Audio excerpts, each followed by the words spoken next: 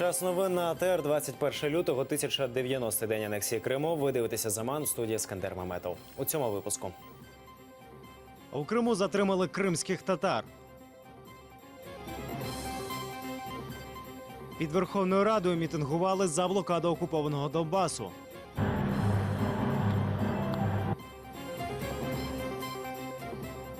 Ахтем Сейтаблаєв став керівником Кримського дому. И здесь, на базе Крымского дома, создать, может быть, пока утопическую, но все же модель и четкое представление того, каким мы видим Крым. В дачному масиві Кам'янка прийшов обшук у будинку Марлена Мустафаєва. Його самого затримали дорогою на роботу. Начебто його звинувачують в розповсюдженні екстремістської символіки через соціальні мережі. Мустафаєва привели до так званого центру по боротьбі з екстремізмом. Туди ж поїхав адвокат Еміль Курбетдінов. Під час обшуку окупаційні силовики оточили та відчепили вулицю, на якій розташований будинок Мустафаєва. Сусідів та родичів на вулицю не пропускали. Дружина Мустафаєва після обшуку розповіла, як силовики вдерлися до їхньої домівки. Никто ничего не понимает. Сейчас. А почему здесь нельзя стоять? У нас отдельно, вот здесь люди ходят нормально, а мы что? Так они проходят. Ну, я хожу. Вы знаете, что вы ограничите мне передвижение по Конституции? А на каком основании? Ну и что? Проходите, не здесь или проходите? Так вы не видите, что периметр-то оцеплен? Периметр вот Где там. периметр? Вы, получается, перекрыли улицу, и что мне теперь делать? Да вон, видишь, камеры стоит, снимает. Как ничего? Сейчас вот эти люди в масках мне запрещают даже вот пройти на соседнюю улицу вон туда. Хотя обыск идет вон там. Это меня не ограничивает передвижением. Противоречит Конституции Российской Федерации. Что искали? Я не знаю, что они искали. Что изъяли вообще? Литературу и от компьютера системный блок, да, и все. Телефоны? Телефон, да. О 15-й годині у Київському районному окупаційному суді Сімферополя розпочалося засідання у справі Мустафаєва, де суд має постановити, чи є Марлен Мустафаєв винним. Якщо суд визнає його винним, то йому загрожує адміністративний арешт. Окупаційні силовики заарештували кримських татар, що прийшли підтримати Марлена Мустафаєва. Під час обшуку у будинку Мустафаєва приїхали кримсько-татарські активісти. Всіх їх затримали буцімто за організацію несанкціонованого мітингу. Їм загрожує штраф від 10 до 20 тисяч рублів. Всі вони ведуть активне життя в соціальних мережах, публікують пости про порушення прав людини в окупованому Криму та знімають відео під час обшуків та затримань. Их вывезли в ЦП или, скажем, отделение милиции, полиции. Вот. А признак, по какому они берут на этот раз, это люди, которые присутствуют, когда обыски проходят и задержания, снимают или, скажем, там передают в различные средства массовой информации и в соцсети. Вот по такому признаку берут сейчас. И, видимо, тем самым они не настаивают, а делают так, чтобы никто ничего не видел и не хотят быть ни свидетелями, ни очевидцами, ни поддержки, ни солидарности. Свідок в справі 26 лютого розповів, що не бачив ані сутичок, ані слізогінного газу. Свідком виступив працівник карного розшуку. В суді його свідчення різнилися із показаннями у протоколі. Про це розповів адвокат Едем Сімідляєв. Окупаційна прокуратура звинувачує Алі Асанова та Мустафу Дегерменджі в участі у масових заворушеннях 26 лютого 2014 року під стінами Верховної Ради Криму. Наступне засідання у справі 26 лютого відбудеться завтра. Никаких массовых беспорядков не видел, драк не видел, столкновений не видел, слезоточивый газ он также не видел. Хотя в показаниях все это было указано. После чего прокурор настаивал и ходатайствовал о том, чтобы огласили показания свидетеля. Все защитники и подсудимые были против. Однако суд удовлетворил его ходатайство, огласил показания свидетеля, данные на предварительном следствии. После этого свидетель пояснил, что он невнимательно прочитал протокол, поэтому подписал его. В окупованому Криму вшанували пам'ять Петра Григоренка. Він виступав на захисті кримських татар та інших депортованих народів. У 1964 році за правозахисну діяльність з генерал-майора розжалований у рядові, позбавлений усіх державних відзнак. Він перебував у радянських тюрмах, таборах і божевільнях. Кримськотатарські активісти поклали квіти до пам'ятника Петру Григоренку до 30-ї річниці з дня його смерті.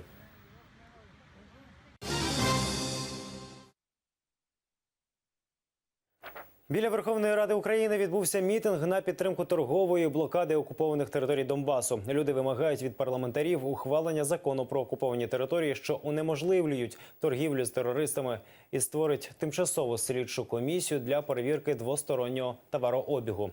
Євгенія Данілова побувала на акції. 9 ранку. Під Верховною Радою зібрався кількатисячний натовп. Серед них представники політичної сили «Укроп», нардепи, що підтримують блокаду, ветерани АТО, матері полонених українських військових та громадські активісти. Ми хочемо продемонструвати, що ми повинні припинити торговельні операції в такому масштабі, безпрецедентному, коли нас не розуміє світ. Тому наша вимога українських патріотів. 2 речі, якщо не менше. Перше – це створення тимчасової слідчої комісії в Верховній Раді України з представника усіх політичних фракцій, які утворюють цей парламент, які би здійснили аналіз всіх торговельних операцій оборотів, які наша влада здійснює з ворогом на окупованій території. Протестувальники торгівлю з ворогами вважають неприпустимою. Мы были в Луганской области, и я на свои глаза видел эти эшелоны, которые идут и в ту сторону, и в нашу сторону. То есть, я против этого. Там парни проливают свою кровь, каждый день погибают, есть раненые, есть убитые, а кто-то на этом зарабатывает деньги. Я впевнена, що ми маємо прийняти цей закон, і дійсно має бути організована комісія, яка має з'ясувати саме яким чином ми торгуємо або не торгуємо. Саме завдяки цій блокаді люди висловляють свою позицію. Саме такими радикальними методами блокаду ми можемо зупинити, і я впевнена, що зупинити і війну. Мітингувальники також виступили за те, щоб звільнити українських полонених.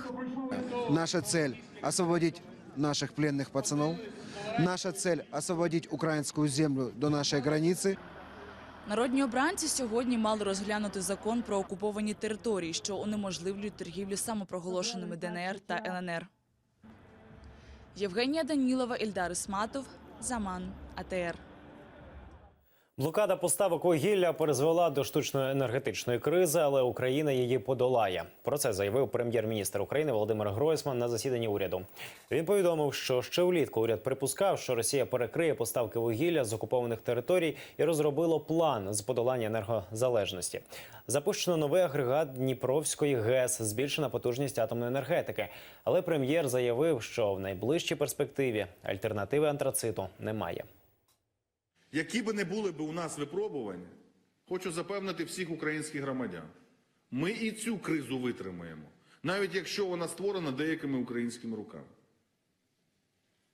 Ситуація буде контрольованою, і ми знайдемо вихід із цієї кризи, яку нам штучно влаштували. Наголошую на тому, що в українських громадян буде і освітлення, і ми все зробимо для того, щоб забезпечити можливості розвитку промислових підприємств нашої країни.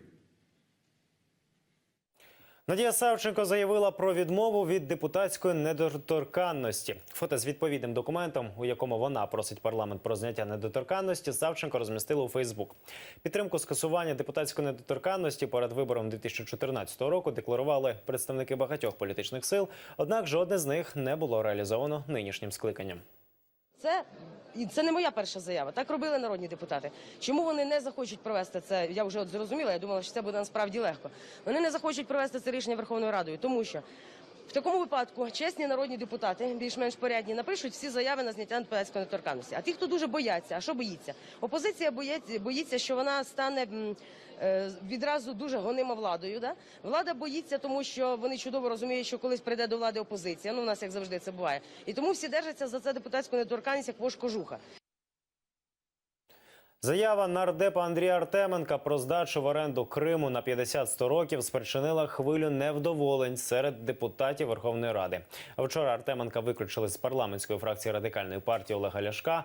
Як відреагували на таку пропозицію інші депутати парламенту, розкаже Ельвіна Сідбулаєва.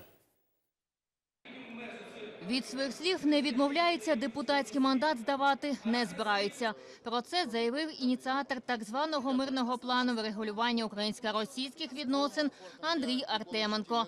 Нардеп пропонує здати Крим в оренду Росії на 100 років в обмін на мир в Донбасі. Нарешті почут голос людини, яка дійсно домагається миру. Миру в Україні, миру між нашими странами, я маю на увазі між Росією і Україною. Депутат вчиняє антиукраїнські дії, кажуть радикальні партії Ляшка. Напередодні ввечері його вже виключили з партії. Заяви про те, що він не збирається здавати мандат, там не здивовані. Усі ті тушки, які тримаються за мандата, як воша за кожуха, і для того, щоб ховатися за недоторканністю, у них яєць немає. У них немає стальних яєць, щоб нести відповідальність і врешті складати мандат. Справді Артеменко – це ширма. А цілком очевидно, що це план антиукраїнський, зроблений у ФСБ, в Кремлі.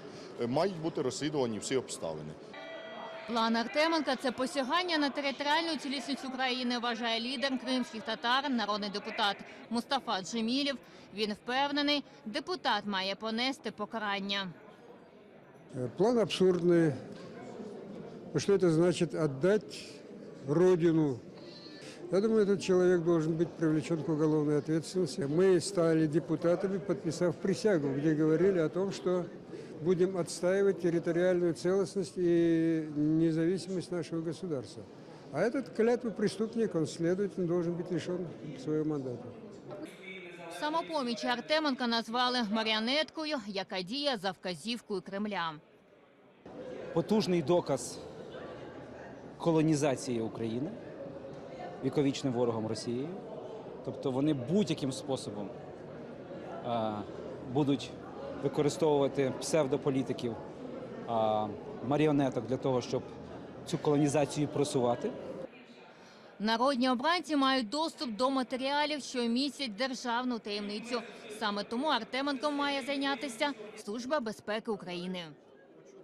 Ми не знаємо, що він передавав і як він передавав. Це насправді питання, яким має опікуватися СБУ, особливо під час війни. У мене болюче питання всередині. Скільки ще миротворців у нас тут є в парламенті, які передають якісь документи, здають в оренду там Крим, Донбас і щось ще. Надвечір прокуратура Крима порушила карну справу проти депутата. План Артеменка кваліфікували як державну зраду. Ільвіна Цидбулаєва, Асан Емінов, Заман, АТР. В Ізраїлі, Туреччині, Йордані та кількох інших країнах відбудуться акції на підтримку руху опору російській агресії. В Криму дуже активно працює російська пропаганда, що переконує мешканців півострова в тому, що Україна забула про своїх громадян. Аби довести неправдивість цих даних в Україні та за її межами, заплановані акції, автопробіги та мітинги на підтримку мешканців анексованого Криму. Якщо підсумовувати третю річницю окупації, на жаль, ми засвідчуємо те, що ситуація не покращується. Ті репресії, які тривали, вони тривають. Ми розуміємо, що ці публічні історії, вони будуть для того, щоб підтримувати надзвичайно великий рівень і температуру страху. Але справді ворог Москва і те, що ми робимо на дати, пов'язані з третьою річницею російської окупації Криму, це все спрямовано для того, щоб підтримати людей. Ахтем Сітаблаєв – новий керівник Кримського дому. Ініційований Мінкультом конкурс на посаду керівника соціально-культурного держпідприємства завершився напередодні. Окрім Сітаблаєва, участь в боротьбі на цю посаду брали музикант Джеміль Каріков та експерт з прав людини Юлія Зайцева. Перші відкриті для ЗМІ та громадськості збори конкурсної комісії розпочалися з презентації ініціатив. Кандидати на посаду держпідприємства «Кримський дім» роблять акцент на різних питаннях. Моя мрія, щоб Кримський дім був таким прообразом того Криму, в який ми хочемо повернутися. В хорошей стратегической перспективе это место, где как раз молодые люди будут получать целый комплекс знаний от, собственно говоря, традиций народов, живущих в Крыму и в Украине, до наверное, государственного мышления. Здесь очень много вопросов политических, экономических, как ни странно, даже на каком-то уровне и бытовых, потому что переселенцы столкнулись с этими проблемами. здесь, на материковой части Украины. И все эти проблемы в меру своих сил и возможностей мы будем пытаться решить. Має бути юридичний центр, де кожен кримчанин може звернутися про допомогу, то надавати пропозиції, працювати з нормативно-правовою базою, ці пропозиції подавати до уряду, і так далі, до адміністрації президента. Члени комісії за закритими дверима обговорили недоліки та переваги 3 програм. Згодом, вже перед об'єктивами камер, проголосували. З перевагою в 1 голос переміг Ахтем Сітаблаєв. Ахтем Шевкетович становиться переможцем. Його підтримали 5 членів журі. 4 голоси отримав Джеміль Каріков. Програма Юлії Зайцевої не вразила комісію. Вона не отримала жодного голосу. Команда Ахтема, вона є дійсно більш творчою, більш, можливо, в тому числі комерційно підкованою, і з розумінням того, яким чином можна залучати додаткові джерела фінансування. Він говорив про створення джазової музичної школи, він говорив про створення молодіжного хабу, тобто такої колаборації, де могли би реалізовувати свій потенціал молодь. Державне підприємство «Кримський дім» було створено у Києві після анексії у 2014-му. Дім об'єднує під своїм дахом низку громадських організацій, що займаються питаннями окупованого півострову. Планується, що цей суспільно-культурний центр стане осередком політичного опору окупації Криму. Євгенія Данілова, Асан Емінов, Заман, АТР.